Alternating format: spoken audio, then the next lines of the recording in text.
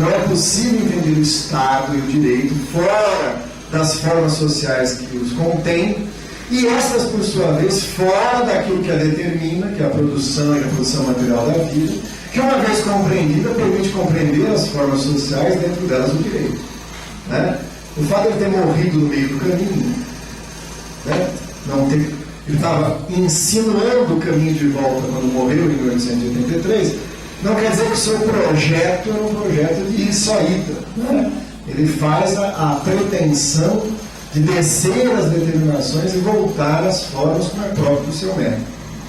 Então, nesse sentido, coexiste com o desenvolvimento e consolidação de uma lógica positivista, uma lógica que não é redutível a ela, que é uma lógica dialética. Que é a lógica dialética fundada, sistematizada, mais precisamente por Hegel, e que é incorporada como método em Marx. Né?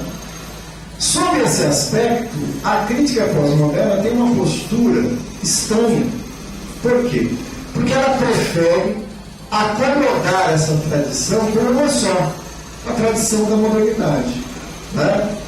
Pegando por aspectos que há, e são verdadeiros, comuns entre essas aproximações. Tanto o positivismo como a estrutura do funcionalismo, o mesmo órgão que Deus diferencia fundamentalmente, que é a aproximação compreensiva de Weber, né? Tem em comum com o marxismo o ponto de partida da necessidade do pensamento nas chamadas ciências humanas terem um status, abre aspas, científico. Agora, esta afirmação da cientificidade das ciências humanas não é, nesse ponto de vista, a rendição a um tipo de critério que garante essa cientificidade, mas é no sentido da contraposição ao conhecimento como revelação, ao conhecimento metafísico, ao conhecimento que parte não da análise e compreensão dos elementos da realidade, mas constrói sobre ela um princípio ideal que acredita responder. Né? Portanto, esse termo de fundo comum é de fato comum entre a tradição do programa moderno. Agora, isso não implica que na tradição positivista, estrutura funcionalista, se confunda com a aproximação científica proposta pelo universo marxiano. Né? Essa diferenciação se apaga na crítica pós-moderna. E se apaga com consequências. Né? Vamos lembrar, pelo menos, um dos fundamentos dessa crítica para a gente tentar entender do que ela se trata. Michel Foucault, no seu livro As Palavras e as Coisas, né, é um momento importante na elaboração desse autor. Ele faz uma crítica severa e arrasadora à pretensão das ciências humanas exatamente em se afirmar no seu caráter científico. Né? E afirma que o ponto de partida problemático dessa postura das ciências humanas é exatamente uma certa duplificação. Em que? O que é próprio da ciência é a definição de objetos e a capacidade de desvendá-los. Nas ciências humanas ocorre uma duplicação em que sentido? O ser humano que quer compreender a sociedade está ele próprio no papel do sujeito e no papel do objeto. Né? E isso produz um ruído que ele, lá na apresentação do seu livro, já anuncia ao comentar a obra de Velázquez, né, das meninas, onde aparece o pintor pintando a obra e, ao mesmo tempo, refletido ao final do quadro num espelho. Né? Tá bom. Aqui temos o próprio dilema das ciências humanas. Não é possível esse distanciamento objetivo em relação àquilo que ele quer retratar. Né? Necessariamente as ciências humanas não é mais do que uma sofisticada manifestação de algo próprio, da própria pretensão de ciência, que é o discurso. Né? E vai fazer uma crítica hermenêutica. O que é essa crítica hermenêutica? Então, toda a ciência, e em específico a ciência humana, diz ele, acredita firmemente que o pensamento se desenvolve num espaço que pretende detectar um excesso de significação entre o significante e o significado. Vamos traduzir isso em linguagem mortal. Quer dizer isso? Tem o título do livro, né? Tem as coisas e tem as palavras que devem representar as coisas, né? Só que entre a coisa e a palavra que a representa, existe um excesso de significado não revelado. O que entra nisso para revelar o que não está revelado? O comentário, né? Para fazer isso seria uma análise hermenêutica. Eu vou entrar nesse significado e revelar o que não está revelado, né? Foucault bate impiedosamente nisso. Pretensão, né? Isso só pode levar a, recuperando, e isso é muito forte em Foucault, recuperando Nietzsche, a tentativa de construir discursos sobre o real. Agora, qual que é o discurso específico da ciência?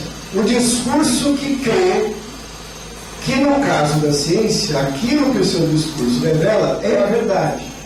É a verdade da própria coisa. O que Foucault vai dizer, como vocês largamente conhecem? Não é mais um discurso sobre a verdade. A história da ciência é a história de dizer o que é o erro e, portanto, colocar no lugar o que é o correto. E ela consegue construir, nas palavras de Foucault, recuperando Nietzsche, a história de um erro que se chama verdade. Portanto, não existe verdade. Não existe a pretensão de desvendar o real. Tudo se resume a discursos. Não é? Diz o Foucault, vou ler um pedacinho aqui para vocês agora. Em suma, tentar estudar a metamorfose desses homens... desculpa. Estamos consagrados à história, que é a paciente construção de discursos sobre discursos. A tarefa de ouvir o que já foi dito, comentar, é por definição admitir um excesso de significado sobre o significante. O resto, necessariamente não formulado, do pensamento, que a linguagem deixou na sombra. Um resíduo que é sua própria essência, impelido para fora de seu segredo. Isso seria a pretensão da ciência, né? Ora, e o próprio Foucault não tem nenhuma dúvida, que Marx se inclui, para usar seus termos, completamente nessa tradição. Completamente nessa tradição. Diz ele. No nível mais profundo do saber ocidental, não introduziu o pensamento de Marx nenhum corte real e profundo. Alojou-se, pelo contrário, sem dificuldade, como uma figura plena, tranquila, confortável, reconhecendo-se satisfatoriamente por um tempo, o seu tempo, no interior de uma disposição epistemológica que o acolheu favoravelmente. Então, por incrível que pareça, essa é a descrição, segundo Foucault, de Marx. Marx não teria produzido uma ruptura profunda. É paradoxal essa afirmação, porque em outro texto, o Foucault usa a seguinte expressão: não podemos desconsiderar a explosão que seu pensamento produziu. Então fica estranho, né? O pensamento de Marx para Foucault é uma explosão cômoda, tranquila, que se acomodou tranquilamente no universo epistemológico das ciências que o acolheu. Então nós temos uma tarefa difícil aí, entender essa cômoda explosão, né? As explosões não costumam ser cômodas. Na lógica de Foucault, a afirmação se entende pelo seguinte: Marx seria uma espécie de consciência crítica do programa da modernidade, mas que parte dos mesmos pressupostos e acaba divulgando as mesmas pretensões e ambições. Como se ele dissesse o seguinte: o programa da modernidade está correto, mas é necessário aprofundá-lo para que ele se torne verdadeiro. Nesse sentido, abre-se a possibilidade de entender o pensamento de Marx da seguinte maneira: trata-se da ciência, compreender o real, desvendar o real, se apropriar do real, para que isso, uma vez elevada a consciência, permita a intervenção da história e a transformação da história no sentido da emancipação. E essa construção é a mesma que está presente, por exemplo, no programa da maioridade em Kant. É a mesma que está presente na realização do espírito no mundo em Hegel. Tá? A única diferença, né, que também mostraria uma concordância, é que Marx compreende o mundo dessa forma e o papel do conhecimento dessa forma, porque ele diverge sobre quem é, sobre a natureza da ordem estabelecida, se ela já completa ou não esse programa, e sobre o sujeito dessa transformação.